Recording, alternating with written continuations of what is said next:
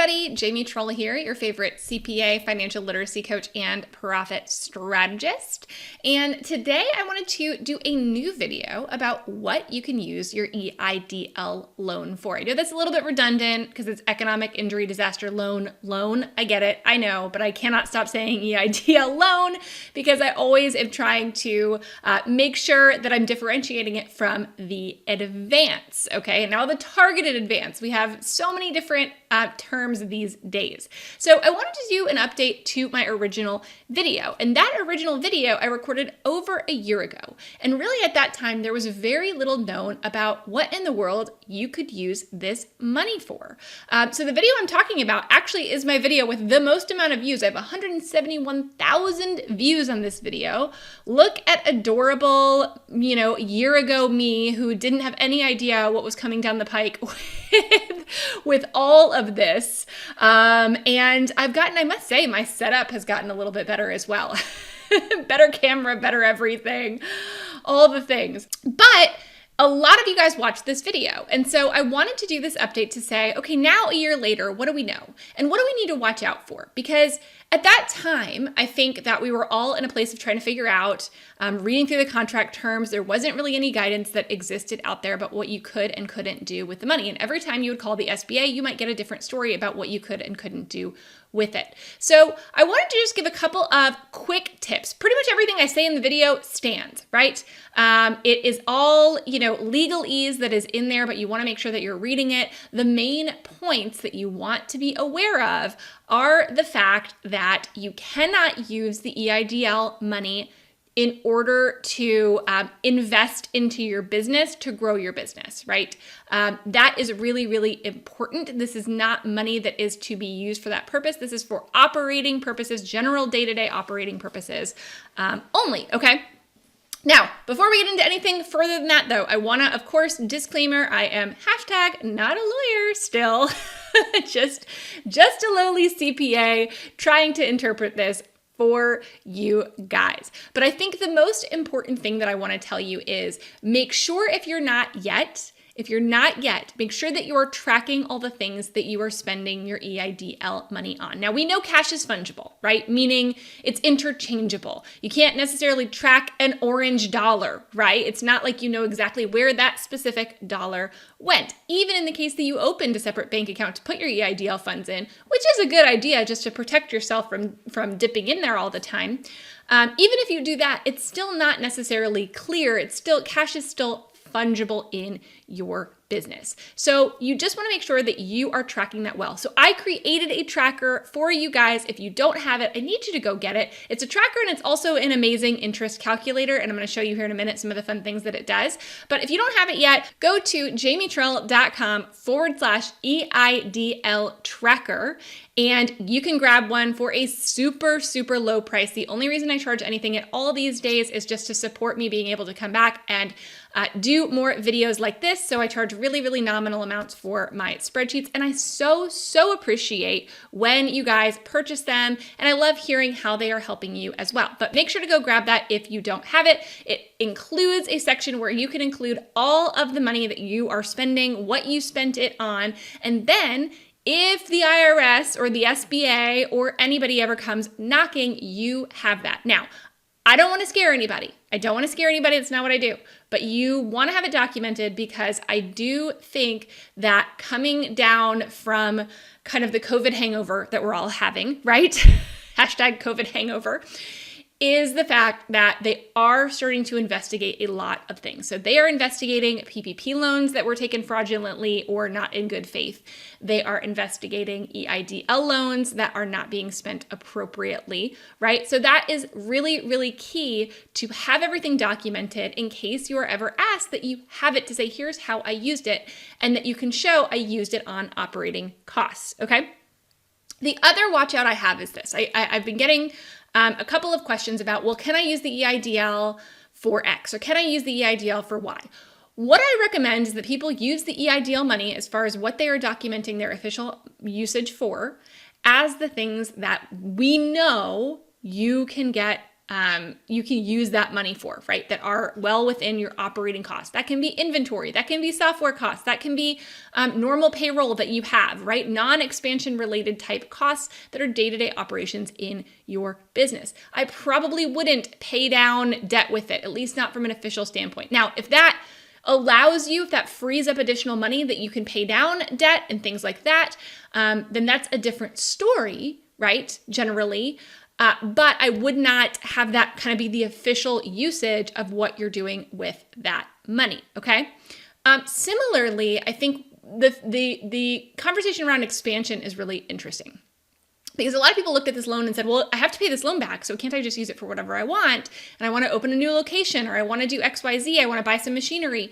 And you really don't want to do that with those funds.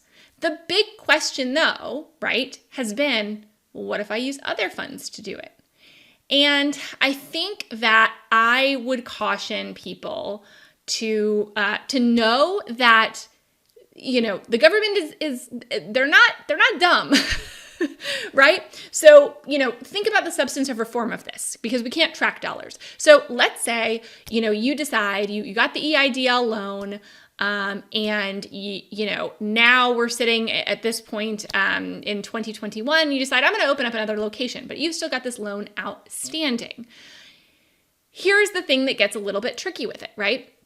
You may not have used the EIDL loan, but if all of a sudden you've now had the cash to open up a whole brand new location and expand your business significantly, then I can absolutely see a point where the SBA or the IRS could come in and say, hey, what's going on here? Oh, you applied saying, this is an emergency, I need this money to keep my business in operation. And now a year later, you know, you've got excess locations and you've doubled in size and all of this, and yet your loan is still outstanding. Was that loan really used for ongoing operations? Or did maybe you use it for ongoing operations and then use all the money that you were making in your operations then instead to expand your business? So I caution people to think substance over form. I don't want to scare anybody unduly, but I do know that the next couple of years, we're going to continue to see the fallout that has come from the fact that there has been a lot of fraud and a lot of people using funds not the way they were intended. Remember, the EIDL is the emergency, right? Emergency loan. It's not meant to this was not a gift of a low interest loan. Remember, it's generally not going to require a personal guarantee if you got under $200,000. So those are all things to make sure that you are aware of. Similarly, people have asked me, one of the questions I get a lot is, can I use this to pay myself? And obviously it depends. If you're paying yourself on payroll as a corporation, that's completely fine, as long as you don't all of a sudden double your salary or something like that, right? It gets a little bit, vaguer when you talk about taking draws out as a corporation. But if you are Schedule C, right, as we call them, so sole proprietor and LLC that's not a corporation, yes, you can take draws using your EIDL money. I still recommend not using your EIDL money specifically for that. Use it in business operations. It's not like they gave you a date by which you had to use that money, right? So use it in business operations. But if you do use it to pay yourself, make sure you're not all of a sudden doubling your salary. So a lot of people have said, well, how much is enough? So you can either look at how much have you normally taken out in draws from your business on a regular basis. If you normally take $5,000 a month and then all of a sudden you took $15,000 when you got your EIDL, well, that could be a little bit of a question there as to what was going on. So the easiest way to do that is to say, okay, take your Schedule C net profit, that line 31 that we've gotten so familiar with as it relates to PPP, take that line 31 of your net profit and divide by 12. And that's sort of what the IRS is going to see anyway, as akin to your salary. And if you paid that out to yourself over 12 months using your IDL, that's probably going to be fine. All that said, I also don't necessarily recommend paying yourself with EIDL because you're paying yourself with a loan, right? That's money you're going to have to pay back. So if you take that money and you use it, unless you absolutely need it to kind of get by, which might be true, right? But if you use that money in your personal life, you're now paying interest on that. So know that you're basically financing your own paycheck, which isn't necessarily the best thing to do. Obviously, the better thing to do is to reduce expenses as much as you possibly can until you have that income coming back in, rather than financing your own paycheck. Now, going on to the EIDL advance or the targeted advance or the supplemental advance, all these advances, right? These were the grants that were given to business owners who applied, okay? If you got one of those, what are the rules around that? I mean, it's not as specific, right? It's not as specific. In general, I recommend doing the same things with it, right? I recommend using it along the same lines that you would the EIDL loan. I recommend also recording what you used it on, but it's less of an issue. It is a grant. If you were to use that, to pay yourself, things like that, I really think it's not as big of a problem, but I would recommend still writing down everything that you used with it, okay? Again, if you go and take this money and then expand significantly, that is where the issue could come in. So those are just some general tips and watch outs. The other thing I want to make sure that you are paying attention to is the interest. Okay, so some recent changes were made in the EIDL. Originally, it was just going to be deferred for 1 year. Now, if you got the loan in 2020, your deferral on payments, you don't have to make payments for the first 2 years. Okay, it doesn't change your term or anything like that, but you don't have to make payments for the first 2 years. If you got your loan in 2021, you have an 18-month deferral period. But interest is still accruing, you guys. Interest is still accruing. I cannot tell you how many people have been surprised by the fact that they went to go pay off their EIDL loan and they owed thousands extra from what they got and they never touched it. So you need to be aware that interest is accruing even if payments are not due. And that interest is front-end loaded. It's kind of like a mortgage, right? Where you're going to pay more interest in the beginning than you do at the end. That's just the way that these amortization tables work out. So if you want to see what that actually means, again, make sure to grab that EIDL tracker, jamietrull.com/EIDL tracker. I'm going to show you here just a minute an example. But within this tracker, you can easily put in the dates of your information, the interest rates, and then you can see how much your monthly payments are. It's going to estimate that out. And then also it's going to estimate out the interest that will accrue over that 24-month period. It's also going to show you the total interest that you will accrue over the full loan term, which is 30 years, assuming you don't repay it early and when that final payoff date is.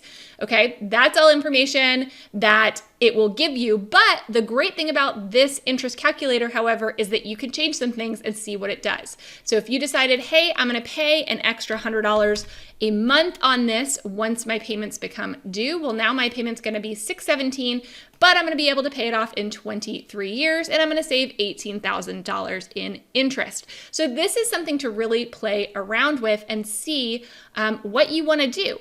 This can also tell you if you want to pay early, right? If right now, if your first loan is not due until June of 2022 or somewhere like that, because you've got the 2-year deferral, but maybe it is, you've decided, you know what, in August, I'm going to pay down an extra $10,000.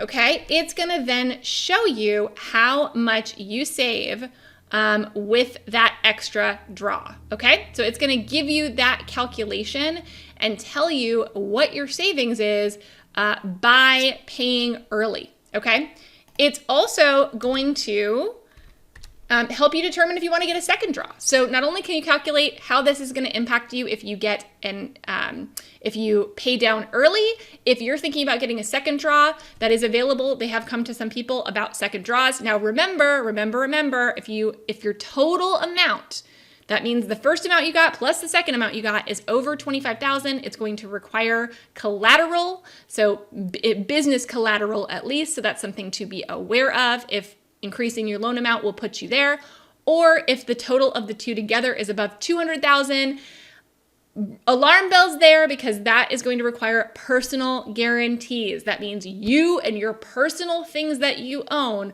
are securing that loan. Be careful with that, okay? Just be careful with that. But if you do decide to get a second draw loan, it's also going to help you figure out exactly how much your payments would change and how much your interest would change. So it's going to show you now what your monthly payments would be, how much is accrued during the deferral, and the total interest paid. And you can kind of compare and say, okay, I would have paid $73,000, now I'm going to pay $107,000, and make a decision on whether you want to take that additional draw or not. Hopefully that was helpful. Like I said, this also has a spending log in it where you can log everything out, and then there it is for if anybody ever comes and knocking and asking you what you did with it, you have logged everything out and shown. You can do this in retrospect as well. If you haven't done this to this point, this is the time to start. JamieTrull.com/EIDL tracker. I hope this was helpful for you. If you have other questions, things you've been wondering about with the EIDL, make sure to ask them below, and I will talk to you later.